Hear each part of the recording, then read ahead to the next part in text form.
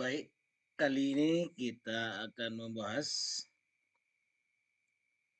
satu menu yang ada di dalam aplikasi OpenSCD, yang dimana mulai versi 2401 untuk aplikasi premium, surat RTF sudah tidak ada lagi, ya. Sehingga teman-teman desa yang berlangganan fitur premium supaya bisa mendapatkan dan menikmati fitur baru yang ada di versi terbaru harus melakukan update aplikasi ke versi terbaru, ya. Jadi banyak teman-teman desa yang belum melakukan update, mengingat masih pentingnya teman-teman desa itu menggunakan surat yang berbentuk RTF. Tetapi kali ini saya ingin memberikan informasi bahwa di versi terbaru ini aplikasi premium, ya, terutama yang saat ini adalah versi 2403 premium, sudah sangat stabil sekali, ya, untuk memenuhi kebutuhan teman-teman dalam layanan surat menyurat, ya. Oke, jadi di versi terbaru, ya, sekali lagi coba kita akan bahas di pengaturan suratnya, teman-teman, ya. Pengaturan suratnya, yang dimana di pengaturan surat ini kita bisa melakukan penambahan, ya, penambahan surat, apalagi surat-surat biasa yang tidak membutuhkan lampiran itu sangat gampang sekali, teman-teman, ya. Jadi contoh kecil saja, misalkan di sini, ya, di sini ada tombol tambah, ya. Jadi tinggal ditambahkan saja di sini, ya. Oke. Selanjutnya di sini ada menu tombol hapus, ya. Jadi ini untuk menghapus surat yang ketika misalkan contoh. Yang ini kita tidak pakai, teman-teman, ya. Jadi kita tinggal hapus saja, ya. Kita tinggal hapus. Oke, itu selanjutnya di sini ada menu import dan ekspor untuk kita berbagi template surat yang sekiranya misalkan kita sudah membuat template surat, tapi ada teman desa yang belum memiliki template surat tersebut, itu bisa kita berbagi, ya, berbagi dengan menggunakan fitur import dan ekspor. Selanjutnya di sini pengaturan, ya, di menu pengaturan. Jadi ini untuk mengatur baik dari headernya, baik dari footernya, terus dari alurnya, ya, alur surat menyurat ketika misalkan kita menggunakan aplikasi OpenSCD ini pendatangan elektronik, ya. Jadi di sini ada alur suratnya, di sini ada juga pengaturan surat yang harus kita setting, ya, supaya bisa jalan nanti untuk TTE-nya.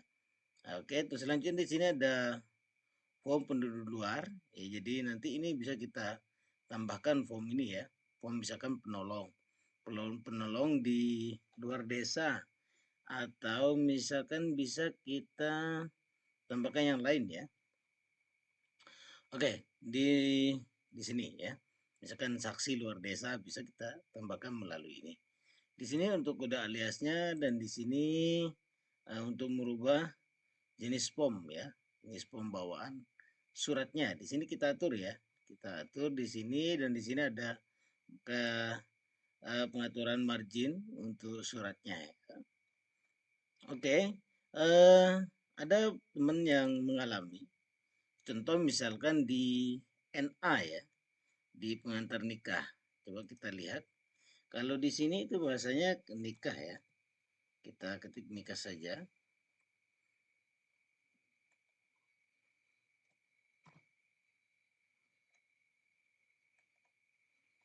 Oke, ini di keterangan nikah, ya. Di sini ada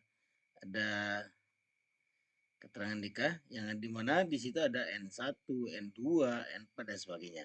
Tapi kalau kita di Lombok Timur tidak menggunakan ini, ya, tidak menggunakan ini. Misalkan ada pemohon yang dimana pemohon itu sekaligus sebagai eh, pasangan suami istri ya, calon pasangan suami istri, yang dimana dia datanya tidak muncul ya, tidak muncul ketika melakukan pemilihan. Mana jadi apa yang kita lakukan? Jadi teman-teman di sini perhatikan yang ini ya, data pelaku digunakan berulang ya di form isian ini. Pastikan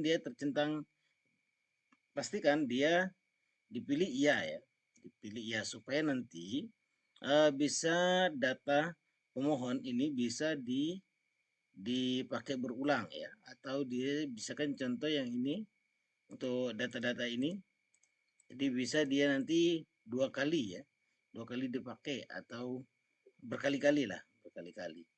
Nah, jadi yang perlu dilakukan itu adalah di sini, tinggal klik yang form isian ini, dan nanti cari data pelaku digunakan berulang. Ini pastikan dia berada di iya ya, di iya, baru kita simpan.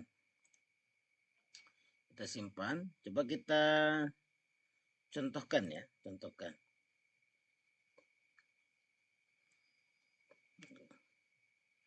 Saya contohkan, jadi ini mengingat ya koneksi internet ya agak lemot, jadi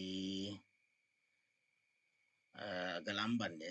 Oke, misalkan contoh di sini adalah buat surat ya, surat. Oke, misalkan di sini calon pasangan pria. Oke, misalkan oke, kita Muhammad Kabir ya. Jadi Muhammad Kabir. Supaya data Muhammad Kabir ini bisa digunakan kembali di form yang di sini ya.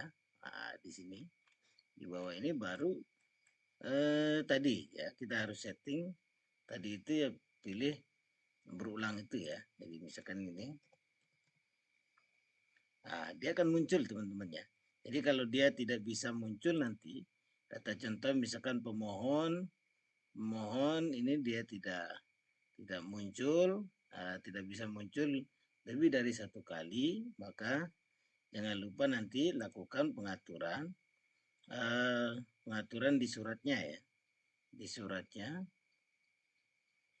Lakukan pengaturan di suratnya, terus klik di form isian di sebelah template ini, ada data pelaku digunakan berulang. Ini pilih iya saja ya, iya saja.